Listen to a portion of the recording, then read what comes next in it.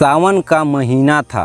दोपहर के 3 बज रहे थे। रिमझिम शुरू होने से मौसम सुहावने पर बाजार सुनसान हो गया था। साइबर कैफे में काम करने वाले तीनों युवक चाय की चुस्कियां लेते हुए इधर उधर की बातों में वक्त गुजार रहे थे। अंदर 1-2 केबिनों में बच्चे वीडियो गेम खेलने में व्यस्त थे। 1-2 किशोर दोपहर की वीरानगी का लाभ उठाकर मनपसंद साइट खोलकर बैठे थे। तभी वहां एक महिला ने प्रवेश किया। युवक महिला को देखकर चौंके, क्योंकि शायद बहुत दिनों बाद एक महिला, और वो भी दोपहर के समय, उनके कैफे में आई थी। वे व्यस्त होने का नाटक करने लगे और तितर बितर हो गए। महिला किसी सम्भ्रांत घराने की लग रही थी। चाल ढाल व वेशभूषा से पढ़ी लिखी भी दिख रही थी। छाता एक तरफ रखकर उसने अपने बालों को, जो वर्षा की बूंदों व तेज हवाओं से बिखर गए थे, कुछ ठीक किए। फिर काउंटर पर बैठे लड़के से बोली, मुझे एक संदेश टाइप करवाना है।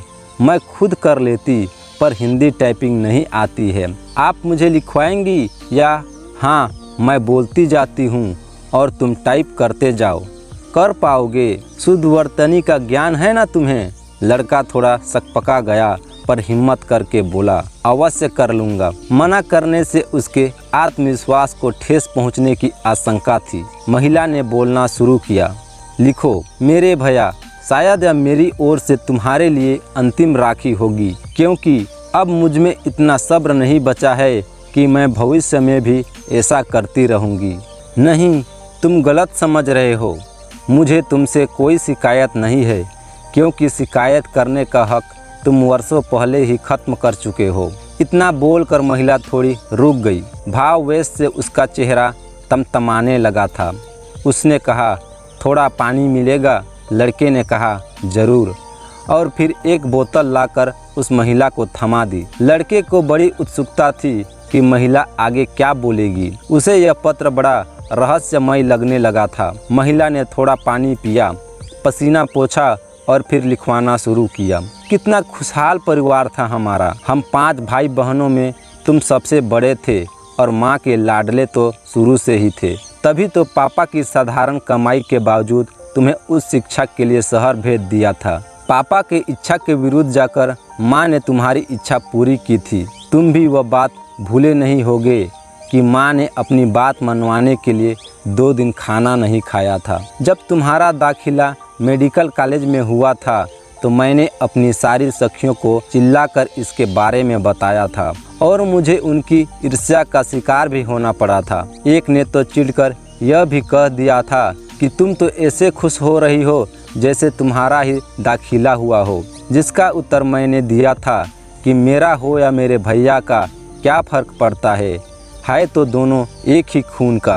भैया, क्या मैंने गलत कहा था? फिर तुम हॉस्टल चले गए थे, और जब जब आते थे, मैं और माँ सपनों के सुनहरे संसार में खो जाती थी। सपनों में माँ देखती थी कि तुम एक क्लिनिक में बैठे हो और तुम्हारे सामने मरीजों की लंबी लाइन लगी है। तुम एक एक करके सबको परामर्श देते, और बदले में वे एक अच्छी खासी रकम तुम्हें दे देते। शाम तक रुपयों से दराज भर जाती। तुम सारे रुपये लेकर माँ की झोली भर देते।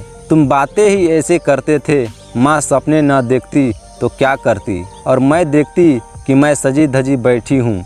एक बहुत ही उच्च घराने से सुंदर सुशिक्षित वर मुझे ब्याहने आया है। तुम अपने हाथों से मेरी डोली सजा रहे हो, और विदाई के वक्त फूट फूट कर रो रहे हो। पिताजी हमें अक्सर सपनों में जगाने की कोशिश करते रहते थे, पर हम माँ बेटी नींद से उठकर आंखें खोलना ही नहीं चाहती थी, क्योंकि तुम अपनी मीठी मीठी बातों से ठंडी हवा के झोंके जो देते रहते थे। माँ ने साथ साथ तुम्हारी शादी के सपने देखने भी शुरू कर दिए थे।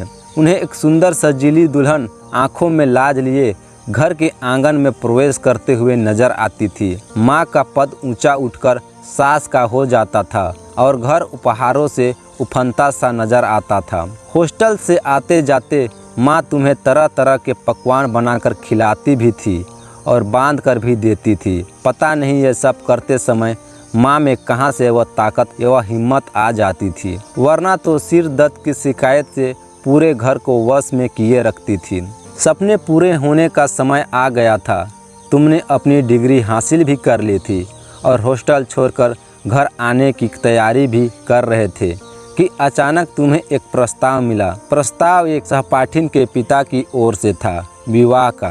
तुमने माँ को बताया। माँ को अपने सपने दूनी गति से पूरे होते नजर आने लगे। माँ ने सहर्ष हामी भर दी। मैं आज तक नहीं समझ पाई कि माँ ने स्वयं को इतनी खुशहाल कैसे समझ लिया था। इठलाती इतराती घर घर समाचार देने लगी कि डॉक्टर बहू आएगी हमारे घर, तुम्हारा विवाह हो गया। अब सबको मेरे विवाह की चिंता सताने लगी थी। माँ बहुत खुश थी। उन्होंने जो थोड़ा बहुत गहने मेरे लिए बनवाए थे उन्हें दिखाते हुए तुमसे कहा था कि बेटा इतना तो है मेरे पास, कुछ नगद भी है, तू कोई अच्छा वर तलाश कर, बाकी इंतजाम भी हो जाएगा। अब तू यहाँ रहेगा तो क्या चिंता है, समाज में मान प्रतिष्ठा भी बढ़ेगी और आर्थिक समृद्धि भी आएगी। सब कुछ ठीक ठाक चल रहा था कि एक दिन भाभी ने घोषणा कर दी कि अभी यहाँ क्लिनिक खोलने से लाभ नहीं है। इतना पैसा तो है नहीं आप लोगों के पास कि सारी मशीनें ला सकें। नौकरी करना ही ठीक रहेगा। मेरे पिताजी ने हम दोनों के लिए सरकारी नौकरी देख ली है, हमें वही जाना होगा। और तुम चले गए थे। उसके बाद तुम जब भी आते तुम्हारे साथ भाभी की फरमाइशों व शिकायतों का पुलिंदा रहता था। पर पापा की आर्थिक स्थिति ऐसे नहीं थी कि वे अब तुम्हारी सभी इच्छाएं पूरी कर पाते। उन्हें अन्य भाई बहनों की भी चिंता थी। भैया, उन दिनों मैंने तुम्हारे चेहरे पर परेशानी व विवशता दोनों का संगम देखा था। तुम्हारी मुस्कुराहट न जाने कहाँ गायब हो गई थी। हर वक्त तनाव व चिड़चिड़ाहट ने तुम्हारे चारों ओर घेरा बना दिया था। भाभी को माँ गंवार, मैं बोझ और पापा तानाशाह नज़र आने लगे थे। तुमने बहुत कोशिश की कि माँ कुछ ऐसा करती रहे कि भाभी संतुष्ट रहे, परंतु न माँ में इतनी सामर्थ्य थी न ही भाभी में सहन शक्ति। धीरे धीरे तुम भी हमें भाभी की निगाहों से देखने लगे थे। कुछ तुम्हारी मजबूरी थी, कुछ तुम्हारा स्वार्थ। एक दिन तुमने माँ से कहा कि माँ, मुझे दोनों में से एक को चुनना होगा, आप सब या मेरी निजी जिंदगी। माँ ने इसमें भी अपना ममत्व दिखाया और तुम्हें अपने बंधन से मुक्त करके भाभी के सुपुर्द कर दिया ताकि तुम्हारा वैवाहिक जीवन सुखमय बन सके। उस दिन के बाद तुम यदा कदा घर तो आते थे, पर एक मेहमान की तरह, और अपनी खातिरदारी करवा कर लौट जाते थे। पापा ने मेरा रिश्ता तय कर दिया और शादी भी। इसे मेरा विश्वास कहो या नादानी, अभी भी मुझे यही लगता था कि यदि तुम मेरे लिए वर ढूंढते तो पापा से बेहतर होता। और मैं कई दिनों तक तुम्हारा इंतज़ार करती भी रही थी, पर तुम नहीं आए। शादी के वक्त तुम थे, परंतु सिर्फ विदा करने के लिए। सीधे साधे पापा ने अपने ही बलबूते पर सभी भाई बहनों का विवाह कर दिया। करते भी क्या, घर का बेटा ही जब धोखा दे जाए, हिम्मत तो करनी ही पड़ती है। मैं पराई हो गई थी। जब भी मैं माँ से मिलने जाती, माँ की सूनी आँखों में तुम्हारे इंतज़ार के अलावा और कुछ नज़र नहीं आता था। माँ मुझ में कहती कि एक बार भैया को फ़ोन मिलाकर पूछ तो सही कैसा है, वह घर क्यों नहीं आता, कहो ना उससे एक बार, बस एक बार तो मिलने आए। तुमने घर आना बिल्कुल बंद कर दिया था। पापा पुरुष थे, उन्हें रोना शोभा नहीं देता था, परंतु मायूसी उनके चेहरे पर भी झलकती थी। माँ के पास सब कुछ होते हुए भी जैसे कुछ नहीं था। तुम माँ के लाडले जो चले गए थे माँ से रूठकर, पर माँ को अपना दोष कभी समझ नहीं आया। वे अक्सर मुझसे पूछती थी कि क्या मुझे उसे पढ़ाने बाहर नहीं भेजना चाहिए था, या मैंने उसका यह रिश्ता करके गलती की। अंत में यही परिणाम निकलता कि सारा दोष मध्यवर्गीय परिवार से संबंध रखना ही था। सिर्फ खर्चा और कुछ न मिलने की आस से ही यह हुआ था। पापा ने आस छोड़ दी थी, पर माँ के दिल को कौन समझाता।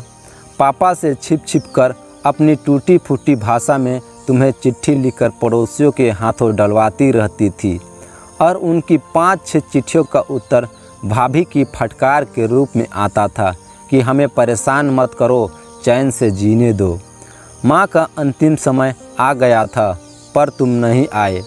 तुमसे मिलने की आस लिए माँ दुनिया छोड़कर चली गई, और किसी ने तुम्हें भी खबर कर दी और तुम आए तो सही, पर अंतिम संस्कार के वक्त नहीं, क्योंकि शायद तुम्हें यह एहसास हो गया था कि अब मैं इसका हकदार नहीं हूँ। जीते जी माँ सदा तुम्हारा इंतज़ार करती रही और मरते वक्त भी तुम्हारा हिस्सा मुझ में बांध कर रखवा गई है, क्योंकि वे माँ थी और मैंने भी उन्हें मना नहीं किया, क्योंकि मैं भी आखिर बहन हूँ। पर तुम न बेटे बन सके न भाई। भैया, क्या इंसान स्वार्थवश इतना कमज़ोर हो जाता है कि हर रिश्ते को बलि पर चढ़ा देता है? तुम ऐसे कब थे? यह कभी मत कहना कि यह सब भाभी की वजह से हुआ है। क्या तुम में इतना भी साहस नहीं था कि अपनी इच्छा से एक कदम चल पाते? यदि तुम्हारे जीवन में रिश्तों का बिल्कुल भी महत्व नहीं है तो मेरी राखी न मिलने पर विचलित क्यों हो जाते हो और किसी न किसी के हाथों यह खबर भिजवा ही देते हो कि अब की बार राखी नहीं मिली?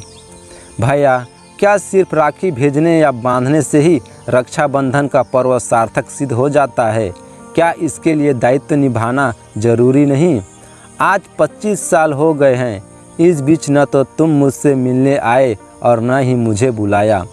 इस बीच मेरे द्वारा भेजी गई राखी एक नाजुक सेतु की तरह थी, जो कि अब टूटने की कगार पर है, क्योंकि अब मेरा विश्वास व इच्छा शक्ति दोनों ही खत्म हो गए हैं।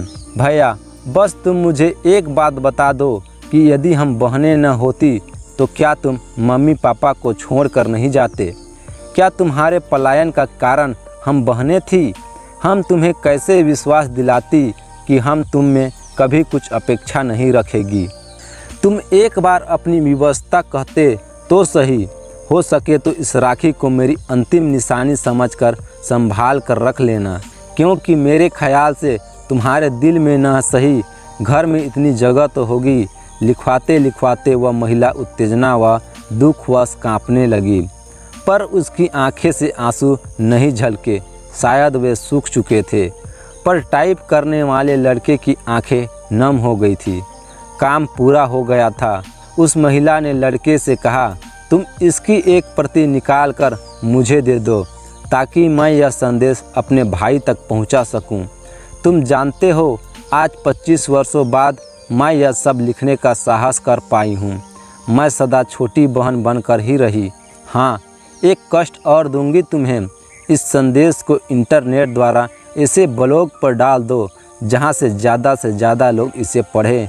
हो सकता है दुनिया में ऐसे और भी भाई हों जिनमें आत्मनिर्णय व आत्मसम्मान की कमी हो।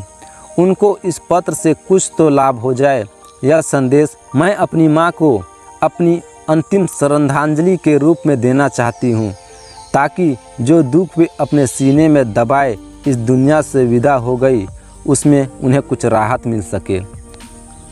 आपको यह कहानी कैसी लगी हमें कमेंट करके ज़रूर बताएं, और अगर वीडियो अच्छी लगी तो वीडियो को लाइक शेयर और चैनल में नए हैं तो चैनल को सब्सक्राइब करना ना भूलें। धन्यवाद।